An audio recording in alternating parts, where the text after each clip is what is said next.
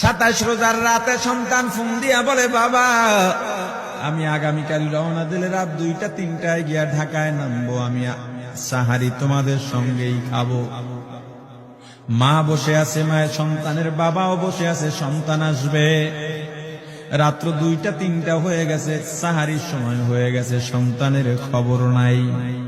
শেষ টাইমে মা বাবা সাহারি খেয়ে ফজরের নামাজ পড়ে দরজার মধ্যে অপেক্ষা করতেছে, সন্তানের খবর নাই। 8টা, 9টা, 10টা বেজে গেছে, মায়ের মনটা আর ভালো লাগে না। স্বামীকে ডেকে বলে, স্বামীরে আমার সন্তান কই, আমার মনটা ভালো লাগে না, একটা ফোন লাগাও। স্বামী ডাক দিয়া বলে, চিন্তা করো না, ঈদের সময় যানজট থাকতে পারে, চলে আসবে।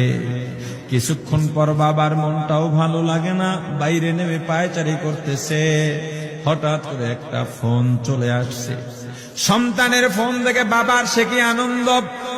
ফোন রিসিভ করে যখনই সালাম দিল, অপর প্রান্ত থেকে সালামের উত্তরে সন্তানের কণ্ঠ পাওয়া যায় না।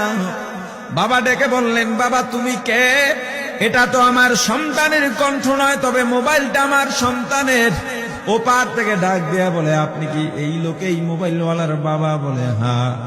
আপনি এখনো বাড়িতে কি করেন? আপনার যেই সন্তান ঢাকা থেকে গাড়ি নিয়া 2500-এর দিকে রওনা দিয়েছিল, ওই গাড়িটা 2500 পৌঁছতে পারে নাই। পথিমধ্যে সংঘর্ষে রাস্তার মধ্যেই অনেকগুলো মানুষ মারা গেছে, অনেক যুবকও তার মধ্যে আছে। রাস্তার পাশে সাদা কাপড় দিয়া ঢাকা। দেখেন আপনার সন্তান এই লাশের মধ্যে আছে কিনা। মোবাইলটা আমি রাস্তার পাশে পড়ে পাইলাম।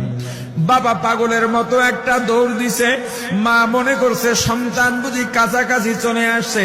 অন্যান্য সন্তানদের ডাক দেয়া বলে, তোরা কে, কোথায়, এদিকে আয়, তোদের ভাই বুঝি কাছাকাছি আসছে। আমার কলিজার টুকরা সন্তান, তোর বাবা যে আগায় আনতে গেছে, তাড়াতাড়ি নতুন চাদর বিছা, বালিশের কভার গুলো খুলে নতুন কভার লাগা, পানি গরম বসা, আমার সন্তান এসে গোসল করবে। আহারে সবাই ফুলের মেলা, ফুলের তোড়া নিয়ে অপেক্ষা করতেছে। 4টা বছর কলিজার টুকরা বাড়িতে নাই, বিদেশ থেকে আসবে। বাবা স্পটে গিয়া দেখেন অনেকগুলো লাশ সাদা কাপড় দিয়া ঢাকা। একটা একটা মাথার উপর থেকে কাপড় উঠান আর কৌতূহল বাড়তেছে, কাপড় উঠান আর কৌতূহল বাড়ে। হঠাৎ তাকায় দেখে কলিজার টুকরা সন্তান লাশের মিছিলে শামিল হয়ে গেছে।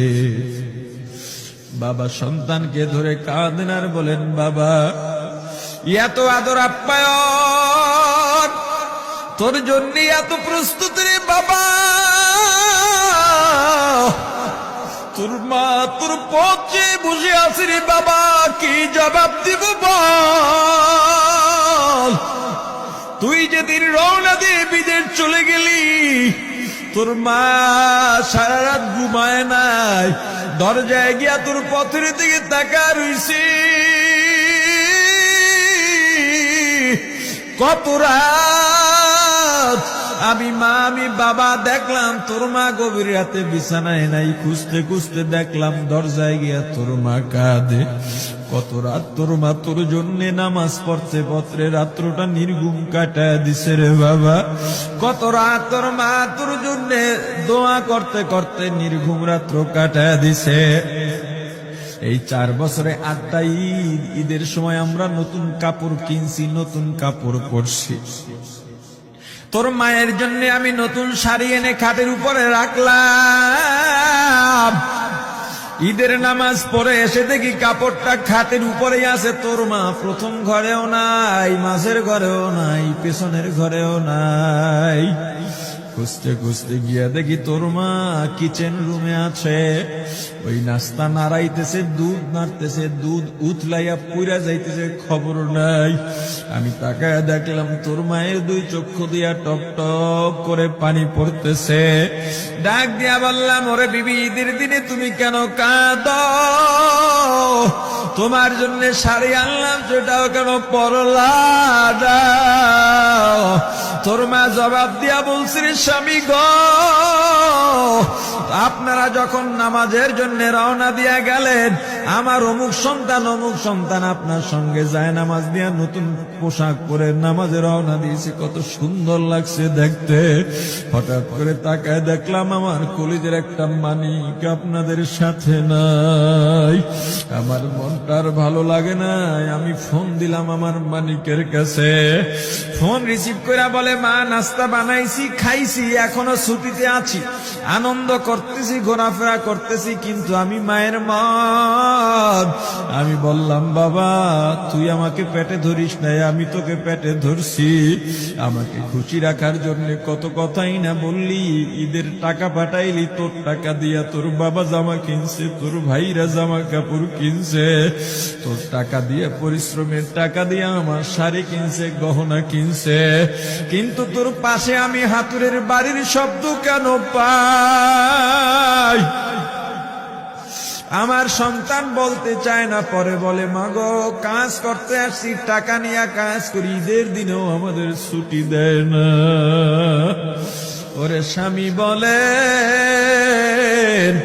ঈদের দিনেও যেই সন্তান কাজ করে, এই শ্রমের টাকার শাড়ি আমি মা কেমনে পরব রে? ওরে বাবা, আজকে তুই আসবি, খবর শুনে তোর মা এক সপ্তাহ আগের থেকে ঘুমায় না, তোর জন্য কত রঙের পিঠা বানাইছি, তোর জন্য কত আয়োজন, আমি তোর মাকে কি বলবো বাবা বল। বাবা সন্তানের লাশ অ্যাম্বুলেন্সে উঠে বাড়ির দিকে রওনা দিছে। আহারে বাড়ির কাছাকাছি আসছে, এদিকে মা দরজায় গিয়ে অপেক্ষা করতেছে, গাছের আড়াল দিয়া পথের দিকে তাকায় আছেন। দেখেন একটা গাড়ি আসতেছে, মায়ের সে কি আনন্দ, বাড়ির মধ্যে দৌড় দিছে, তোরা কই তাড়াতাড়ি আয়, ফুলের মালাগুলা নিয়ে আয়। গাড়ি এসে পড়ছে, বাড়ির দরজা দিয়ে যখন অ্যাম্বুলেন্সের হরেন দিয়া ঢুকতেছে, হুইসেল দিয়া ঢুকতেছে, মা একটা চিৎকার দিছে, ওরে এই মরণ গাড়ি আবার বাড়ি কেন, কার কপাল পুরুষে?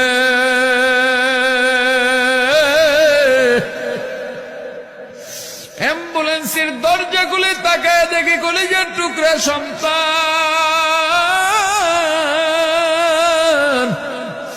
এমন ঘুমাইছে, আর জীবনেও উঠবে না। মা কাঁদেন আর বলেন, ওরে বাবা এটা তোর বিছানা নয়, নতুন চাদর বিছাইছি।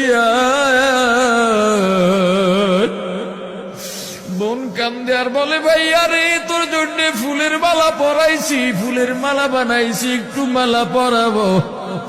মা ডেকে বলেন, রে সন্তান, 4টা বছর আমি তোর মা ডাক শোনার জন্য অপেক্ষা করছি,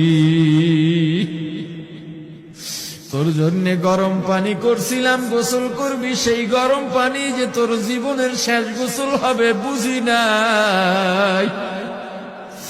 ওরে পর্দালের মাগো, আর কোন ভাষায় বুঝাইলে বুঝবারে মা, দুনিয়ার জীবনটা ক্ষণস্থায়ী, এই দুনিয়ায় নাফরমানি করা যাবে না, এই দুনিয়ায় নাফরমানি করা যাবে না, অহংকার দেখাবার কিচ্ছু নাই, এই দুনিয়া ছেড়ে যাওয়া লাগবে। আল্লাহ এত দয়া করছেন, মায়া করছেন, ওই আল্লাহর সঙ্গে নাফরমানি করো না রে ভাই, ওই আল্লাহর নেয়ামতের অশুকরিয়া করো না, আল্লাহর নেয়ামতের শুকরিয়া আদায় করো, দুনিয়ার সব মোহ ত্যাগ করো, দলের মায়া ত্যাগ করো, দুনিয়ার মায়া ত্যাগ করো। এ আওয়ামী লীগ বিএনপি যারা করো, ক্ষমতায় যারা বারবার যাও, ক্ষমতায় তোমার দল গেলেই তুমি দাপট দেখাও। যুবকরে তোর 2টা পা ধরা লাগলেও পা ধরো রে ভাই, এই ক্ষমতা কিচ্ছু না, দাপট কিচ্ছু না, ওই কিয়ামতের ময়দানের নাজাতের চেয়ে বড় দাপট আর কিচ্ছু নাই। আল্লাহ রক্ত দিছেন, আল্লাহ জীবন দিছেন, আল্লাহর এই রক্ত আর জীবন দুনিয়ার কুফরি পুঁজিবাদী কুফরি গণতন্ত্রের জন্য দিস না। এই রক্ত আল্লাহর জন্য রাখ, এই জীবন আল্লাহর জন্য রাখ। আমার রাসূলের সুন্নাত দিয়া নিজেকে মোড়াইয়া নে, নিজের জীবনটা গড়াইয়া নে, ওই পরকাল হবে তোমার আমার জন্য মহা শান্তির জায়গা।